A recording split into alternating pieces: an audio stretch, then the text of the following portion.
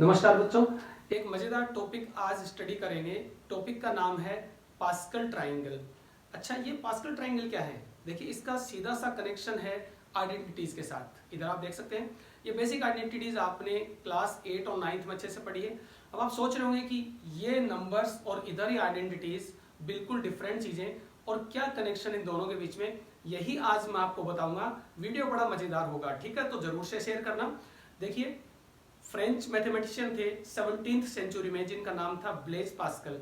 उन्होंने triangle introduce किया सबसे पहले। तो उन्होंने, हो सकता है कि ये आइडेंटिटीज को स्टडी किया होगा, और उसमें जो कोफिशिएंट्स आपको दिख रहे हैं अलग अलग टर्म्स के, जैसे कहीं पे 1 है, 2 है, 3 भी है, तो इस तरह के कोफिशिएंट्स उन्होंने अरेंज करके देखा और उन्हें एक पैटर्न मिला।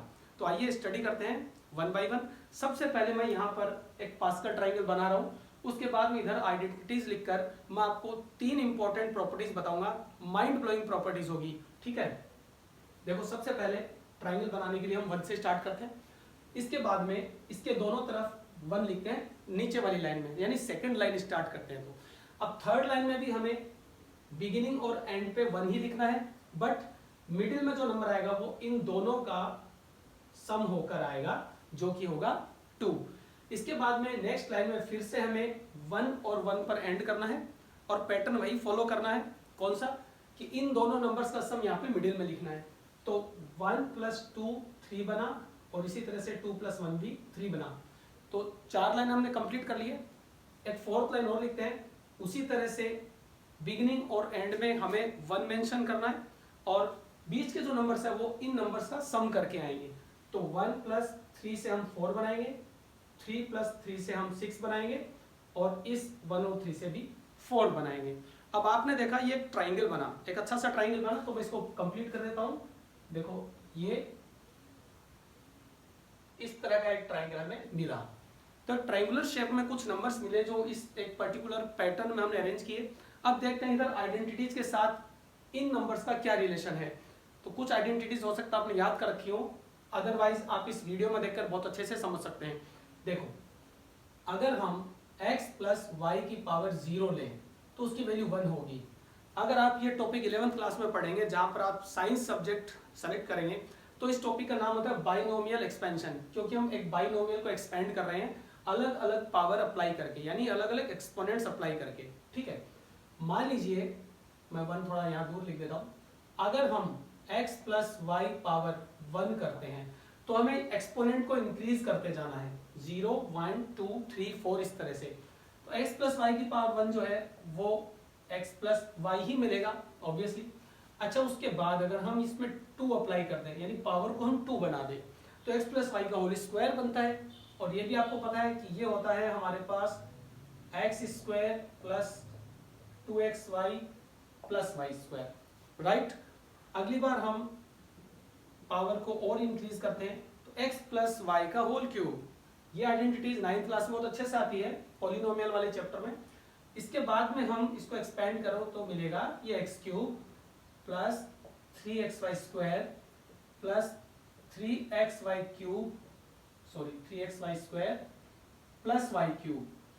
इस तरह की ये आइडेंटिटीज हमें मिलती है, राइट? तो दिखने में काफी इजी लग रही है। अब हम पैटर्न देखेंगे, इसका पैटर्न क्या है। इनका जो कनेक्शन है वो मैं आपको समझा रहा हूँ, पूरी कोशिश करूंगा आपको अच्छे से समझ में आए, टॉपिक को आसान बनाने की कोशिश करूंगा। इसके बाद में 3 इंपॉर्टेंट प्रॉपर्टीज जो यहाँ पर है, हिडन है, आपको नहीं दिख रही, वो मैं एक्सप्लेन करूंगा। तो रियली ट्रस्ट मी, बड़ा मजा आने वाला आपको। देखो, सबसे जो मेन बात है वो क्या है कि ये जो नंबर्स हैं, ठीक है, ये यहाँ जितनी भी टर्म्स दिख रही है उनके कोफिशिएंट्स हैं। तो मैं हाईलाइट करके बता देता हूं। देखो, सबसे पहले आपको 1 मिल रहा है, तो ये 1 यहां से आया, ये वाला 1। नेक्स्ट लाइन में आपको 2 1 यहां पे दिख रहे हैं, तो ये दोनों इनके कोफिशिएंट्स हैं। 1 हमेशा कोफिशिएंट रहेगा। मैं पहले भी कुछ वीडियो में मैंने बोला है कि 1 इज द हिडन फैक्टर, या आप कह सकते हैं 1 इज द हिडन पावर, ठीक है? तो फैक्टर जो है वो 1 हमेशा रहेगा किसी भी नंबर का। तो कोफिशिएंट हम यहाँ पे 1 मान लेते हैं। दोनों 1 आ गए। अब यहाँ पर फोकस करें, यहाँ पर भी तो 1 दिख रहा है आपको, ठीक है? तो इनको अरेंज करने से क्या होगा, 1 2 1। तो ये देखो 1 2 और 1। फिर नेक्स्ट लाइन में चलते हैं, हम यहाँ पर 1 अज्यूम करेंगे। अब आप इन कोफिशिएंट्स पे फोकस करें तो आपको क्या मिलता है, 1 3 3 1।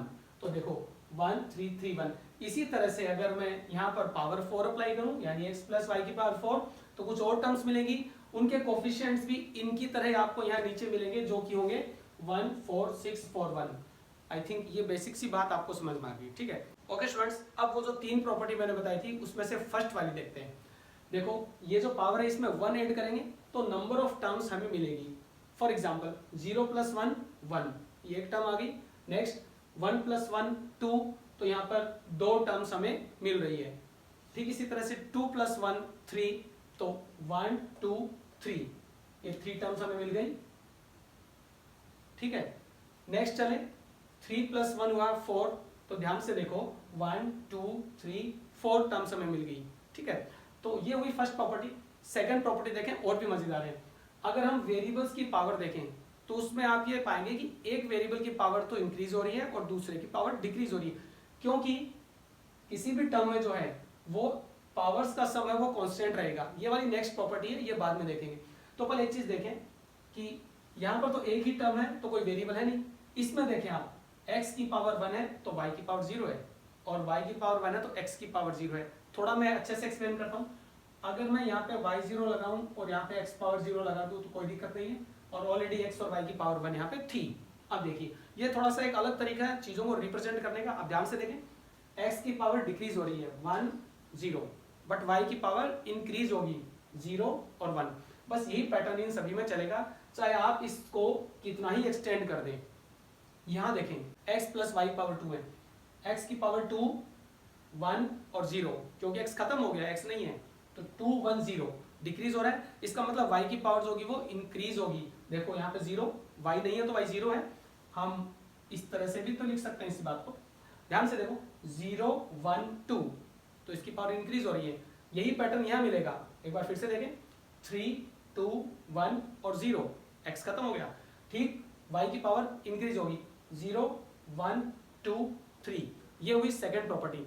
थर्ड पे चलते हैं। देखो किसी भी टर्म की बात करें तो दोनों वेरिएबल की पावर्स को हम ऐड करेंगे तो कांस्टेंट मिलेगा, और वो किसके इक्वल मिलेगा, इस पावर के इक्वल। देखो तो यहाँ की बात करें तो इसमें हम प्रोडक्ट में x power 0 into y power 0 लिख सकते हैं। तो वेरिएबल की पावर आपको फोकस करनी है, सिर्फ वेरिएबल की पावर।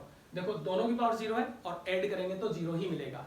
नीचे चलते हैं, 1 प्लस 0 1 हुआ, यहाँ भी 1 प्लस 0 1 हुआ, जो कि इस 1 के इक्वल है।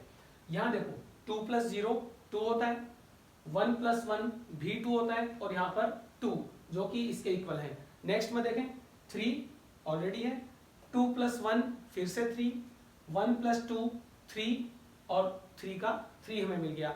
तो ये 3 इंपॉर्टेंट प्रॉपर्टीज आपने देखी। ओके स्टूडेंट्स, तो अगर आइडेंटिटीज को आप इस तरीके से, इस नए तरीके से जो मैंने बताया है स्टडी करेंगे और यहाँ पे एक रिलेशन देखेंगे इस ट्राइंगल और इन आइडेंटिटीज के साथ, तो डेफिनेटली ये टॉपिक या जो भी चैप्टर आप अलजेब्रा का पढ़ रहे हैं वो आपके लिए बड़ा इंटरेस्टिंग होगा, मजेदार और आसान लगेगा आपको। इस तरह से आप क्वेश्चन को इजीली समझ पाएंगे, क्योंकि कंसेप्ट क्लियर होने के बाद में कहीं कोई डाउट नहीं रह जाता है, राइट। तो एक नया टॉपिक आपने पढ़ा पास्कल ट्राइंगल के बारे में। क्लास 7 8 और 9 और 10th के बच्चे भी इसको इजीली समझ सकते हैं, काफी यूजफुल टॉपिक है।